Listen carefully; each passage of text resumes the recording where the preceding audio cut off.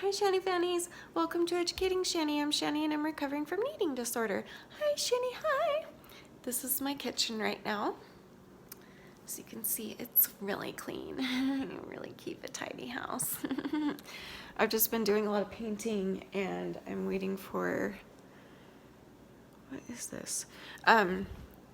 I know I gave you a really long video earlier. I know a lot of you might not watch it because it's so long, but if you're curious what it is, I went to my mom's house to watch General Conference for a church. And Liz was there, and everyone loves Liz because she just says whatever's on her mind, and so you never know what's going to come out of her. She's my spunky Italian stepsister, and I love her with all of my heart.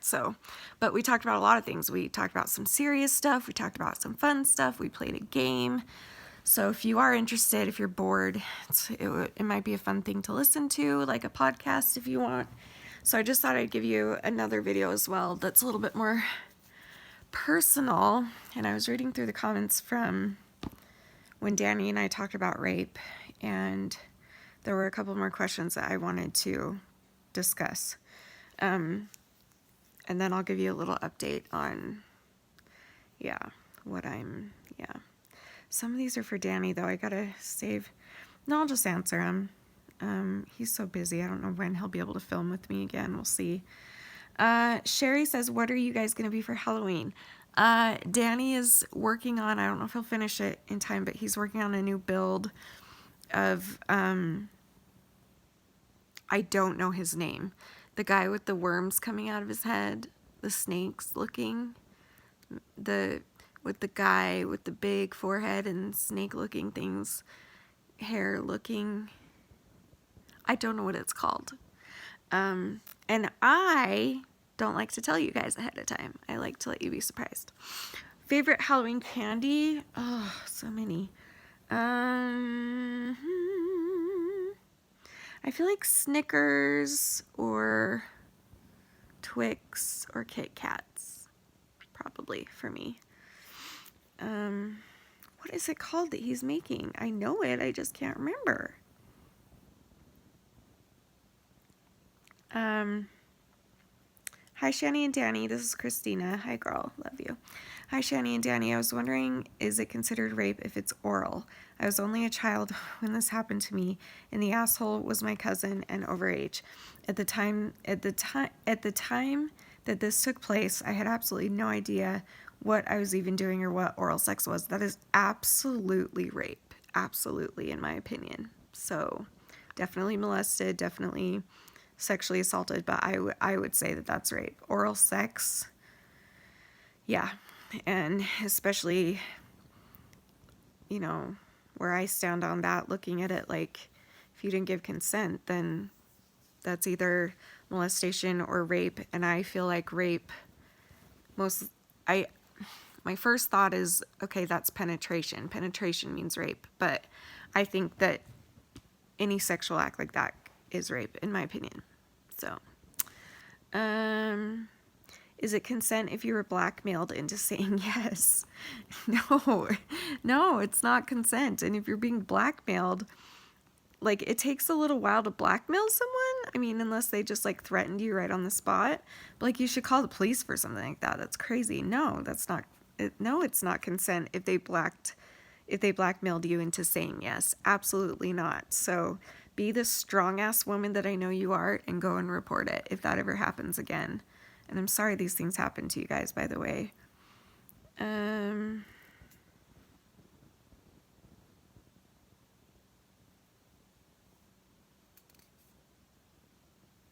Okay, I do want to read this. It's not a question. Brooke says, hey guys, I'd be a little more careful about talking about false rape accusations.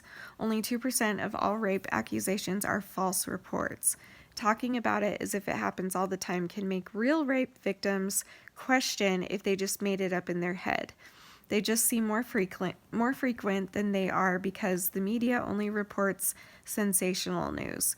No news company will report on any old standard rape. It's impossible to be perfect. talking about this topic unedited. So I'm still really glad that you're doing this. Thank you, Brooke.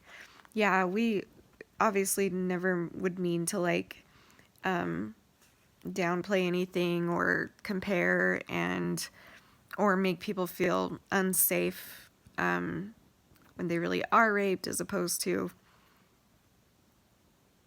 false, especially if only 2%. I didn't know that. That's interesting. But yeah, all complaints, all thoughts and feelings matter, and I'm really sorry if we said something that would make that the other way. Okay, this one made me really upset, so I'm going to read it. An 18-year-old tells you they were raped at 14 and they can't report it, they can't find closure, and you tell them to pray? You are no help at all, and you should not be giving advice. At least Danny said something about trying to report it, but beyond that, the person who was raped needs professional help. This situation, I was asked specifically, what did I do? How did I get through it? It wasn't like, this is how all of you can be, like, pray and you'll get better. I was asked, Shani, how did you get through it? And for me, it was a lot of prayers. So that's why I said that. So there you go. Absolutely, you should report it if you can. Absolutely, always. I'm sure there's a whole bunch that I'm probably missing, but I just kind of wanted to touch on some of these that stand out to me.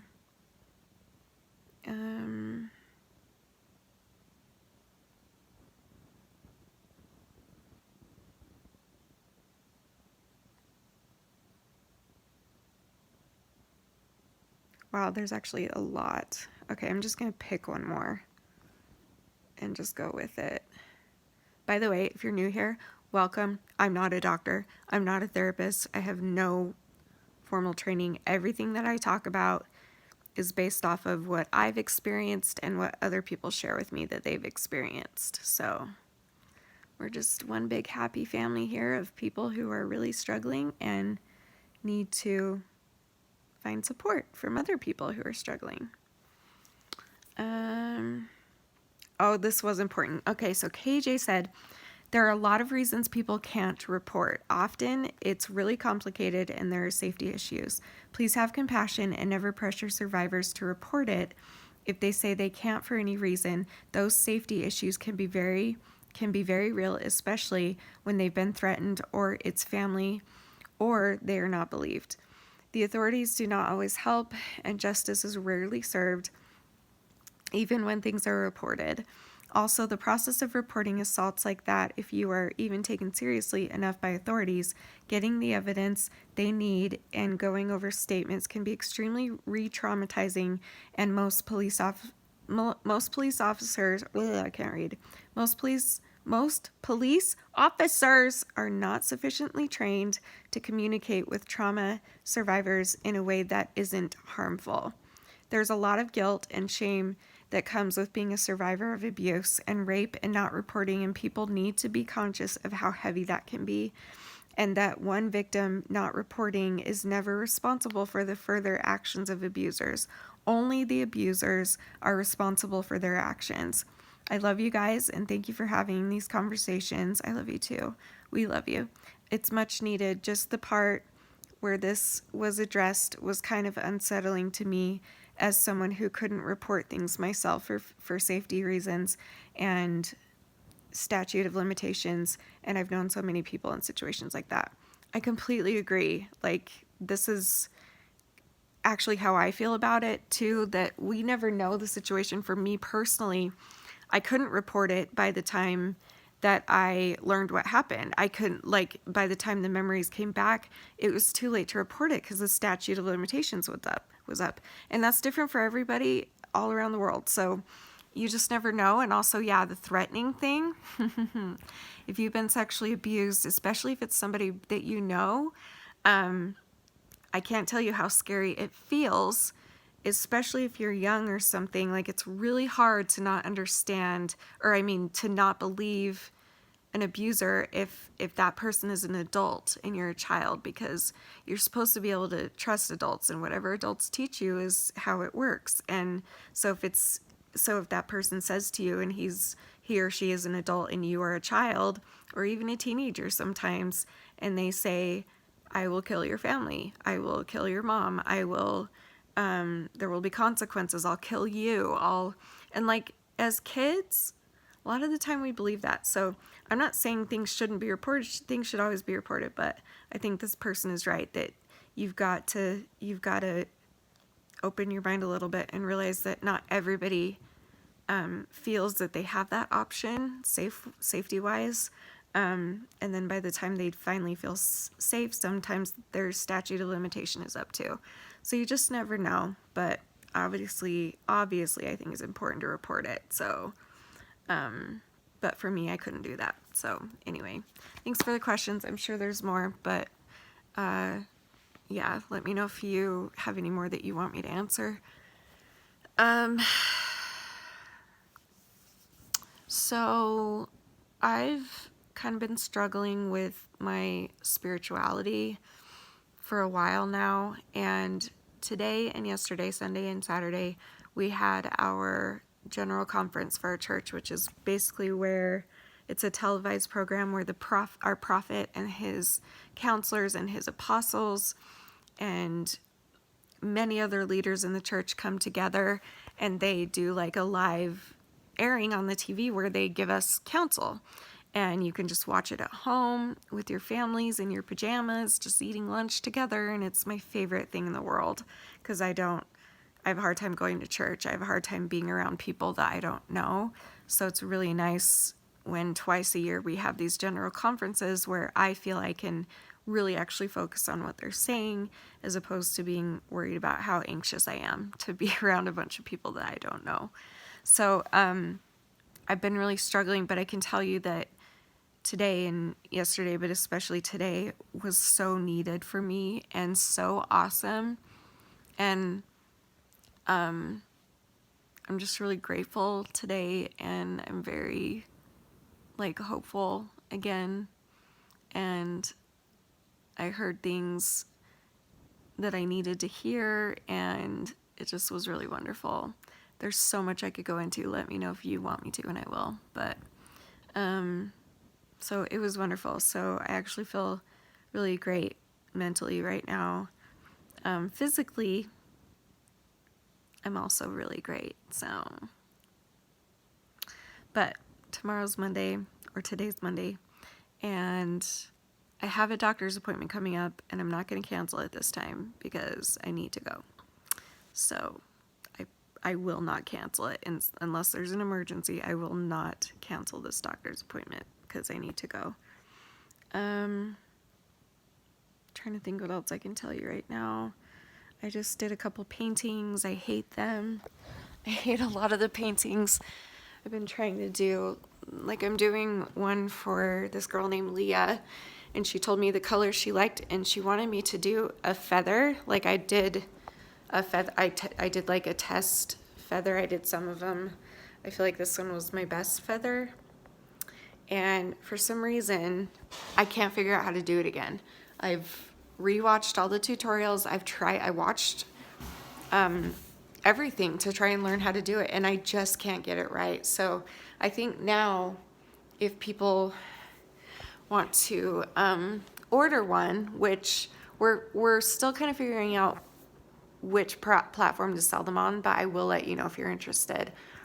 But from now on, I think it would be better if I just got your color scheme that you want, but not the design. So like, let me design, I guess, which type of pour and type of technique would look best with whatever colors you give me.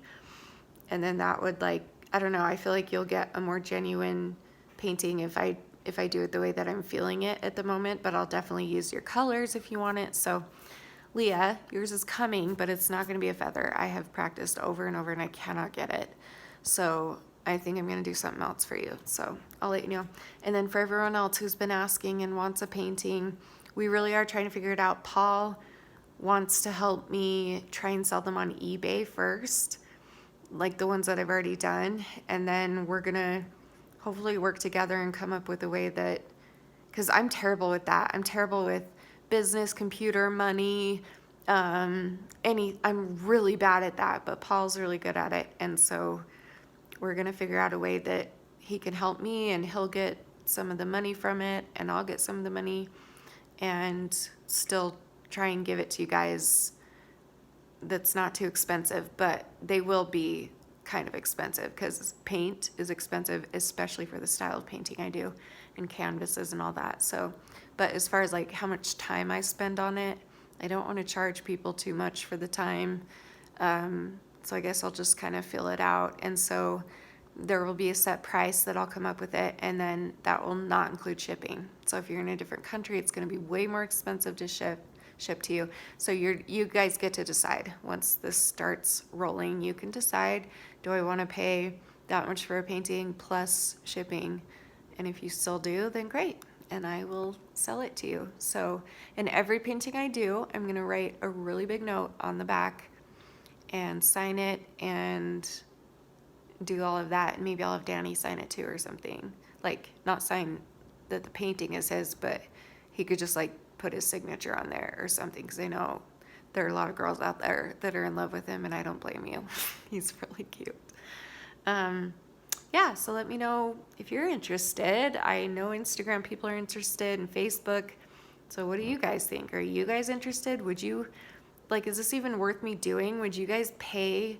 Like, I think it would be an average of, without shipping, it'll be anywhere from $20 to $50 without shipping, just depending on the size of canvas, the amount of paint, and the amount of time that I put into it.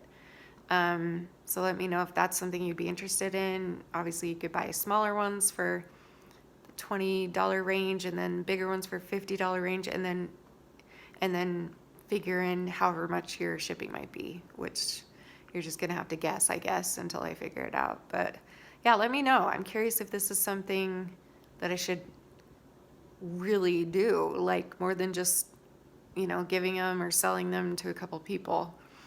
I don't know. I keep going back and forth about it. So let me know what you think, and if you would want to purchase one at all. So, okay, I'm going to go to bed. I just painted this one,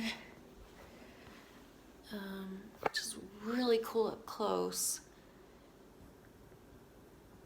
Very like neon 80s. I think it looks pretty cool. And then this one I messed up on, so I tried to make it unique, and I guess it's still kind of cool. These white dots are showing through, which is really bothering me, but it's actually kind of cool that way, and I feel like this looks like a vagina. So if any of you would like to buy my vagina painting, that's literally my vagina. Wait a minute. Look at, surrounded by the rainbow, and then my vagina that's infected and, bleeding always. You're welcome. So let me know. That one will be sold for 1,452 million trillion cents. Can someone actually figure out how much that is in dollars, please? Whatever number I just said in cents, will you please figure out how much it is and comment below? Oh, that would make my day. All right, I'm gonna go to bed. I love you guys so much, and I'll see you tomorrow for another video. And remember, forever and always, you're beautiful, you're worth it, and I am too. Thank you for watching. Bye. Love you.